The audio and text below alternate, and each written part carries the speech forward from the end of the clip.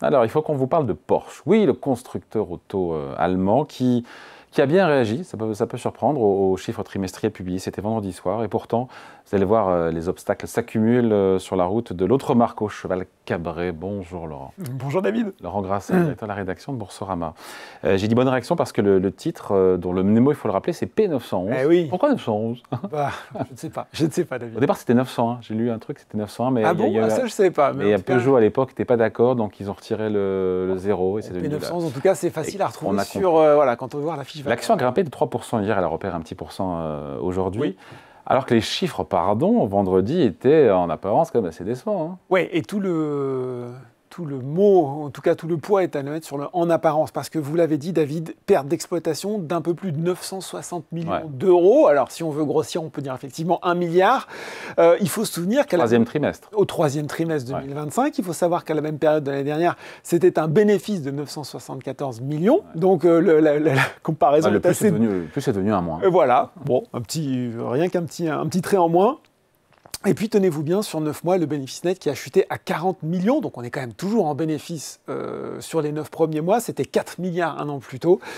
Le chiffre d'affaires, le chiffre d'affaires autour de 30 milliards d'euros. Et la marge opérationnelle, tenez-vous bien, encore une fois, sur ces 9 premiers mois qui s'effondrent à 0,2%. Là, on est carrément dans la grande distribution. Enfin, je sais pas. Nous habitués à quoi, 10-15% de marge. Oui, et puis même, on va en reparler, mais autour de 18% au moment de son introduction en bourse. Donc, c'est assez vertigineux. Alors, comment on explique cette perte, Laurent, et deux, la réaction positive des marchés. Parce qu'encore une fois, sur 3 jours, l'action prend 10%. Hein. Et oui, et bien parce que, David, on a un peu chargé la barque avec ce virage stratégique que Porsche fait en ce moment, presque d'ailleurs comme toute l'industrie automobile, qu'il faut expliquer autour de l'électrique. Voilà, c'était une des grandes promesses de Porsche, de monter en puissance très fort. C'était que de l'électrique à compter de 2030. Hein. Exactement, en tout cas, basculement très fort avec plus de 80% des modèles.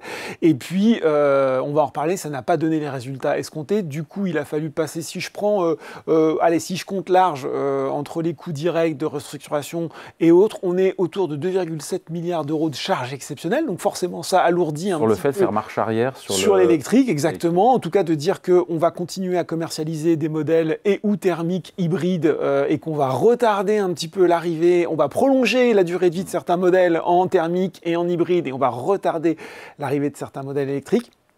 Le plus triste symbole, je pourrais dire, de ça, c'est l'usine. La Gigafactory, que dis-je, l'usine, la Gigafactory Cellforce, vous savez, qui avait été développée avec d'ailleurs le soutien de l'État allemand, qui devait fabriquer des batteries de haute performance pour ces véhicules. Et là, résultat, en fait, on abandonne, on a tiré un trait dessus, on a passé, je crois, 400 millions d'euros de perdus dans l'aventure, on a licencié la plupart des salariés qui étaient dans cette structure, on va désormais acheter des batteries soit aux Coréens, soit aux Chinois. Ça nous rappelle un petit peu tout ça, l'affaire Northvolt, dont on a pas mal parlé sur ce même plateau, sur la difficulté des Européens à s'imposer sur la batterie.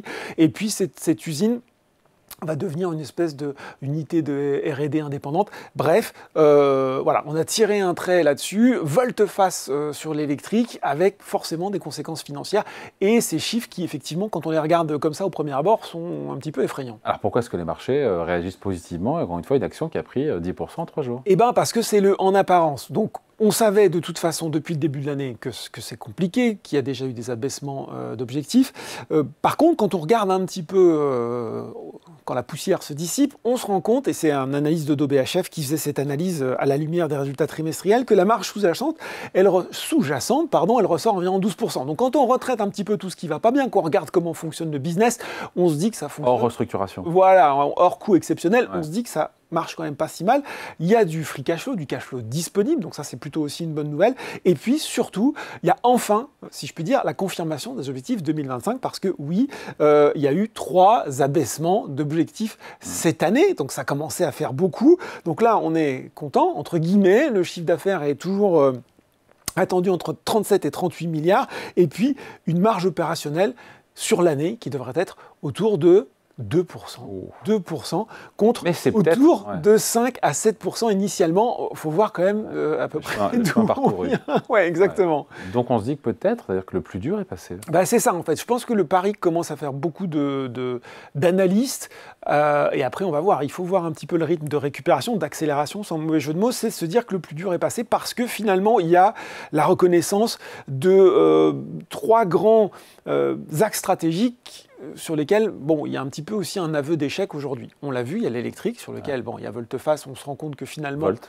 Voilà, pardon, moi là aussi, on peut faire plein de jeux de mots hein, sur l'électrique. Vous l'avez dit, 80% de ventes de véhicules en 2030, finalement, on va revenir là-dessus. On sait que ça marchait plutôt pas mal en Europe, ça marche moins en Chine, ça marche moins aux États-Unis. En Chine, c'est pareil, on voyait le développement d'un Eldorado chinois.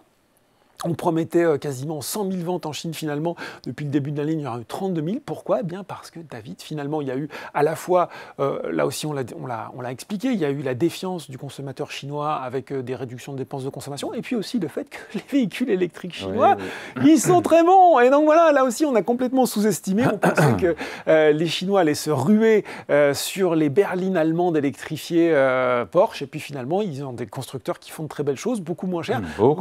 Beaucoup moins cher, donc ça marche moins bien.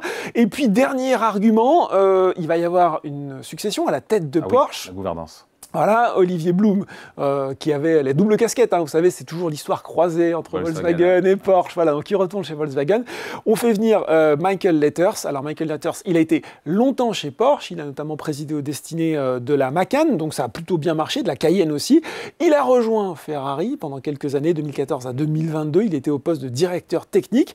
Il a lancé les premiers modèles hybrides. On sait que Ferrari, ça marche encore plutôt très bien en bourse et plutôt très bien de façon industrielle. Il a été chez McLaren, donc il a à la fois une bonne expérience des constructeurs prestigieux, des transitions, effectivement, des changements de modèle du thermique vers l'électrique. Il pourra peut-être aussi, lui, se concentrer plus spécifiquement sur Porsche, parce que c'est quand même, moi j'ai quand même du mal à voir comment on peut avoir du temps de cerveau disponible suffisamment pour deux grands groupes automobiles comme ça. Donc on pourrait se dire finalement plutôt des éléments qui, comme vous le disiez David, peuvent militer sur dire que le plus dur est dans le rétroviseur.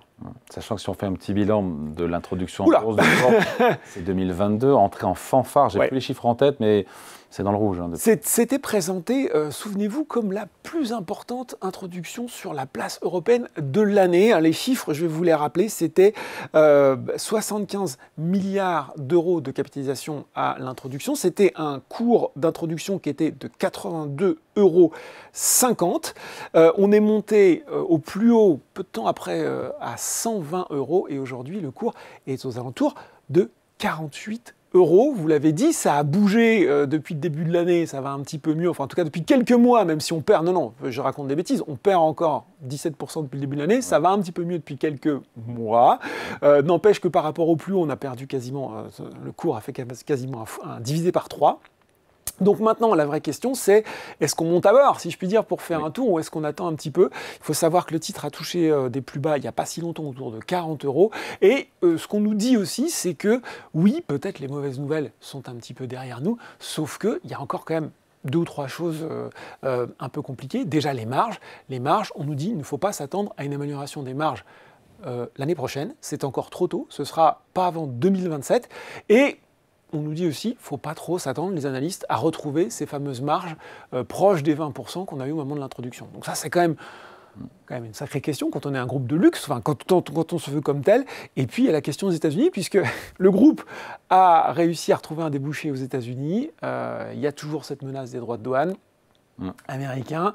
Il y a également le fait que c'est potentiellement l'automobile européenne un instrument de négociation. Donc, est-ce que le plus dur est passé ? Sans doute. Et ce sera intéressant de voir ce que Michael Letters va proposer.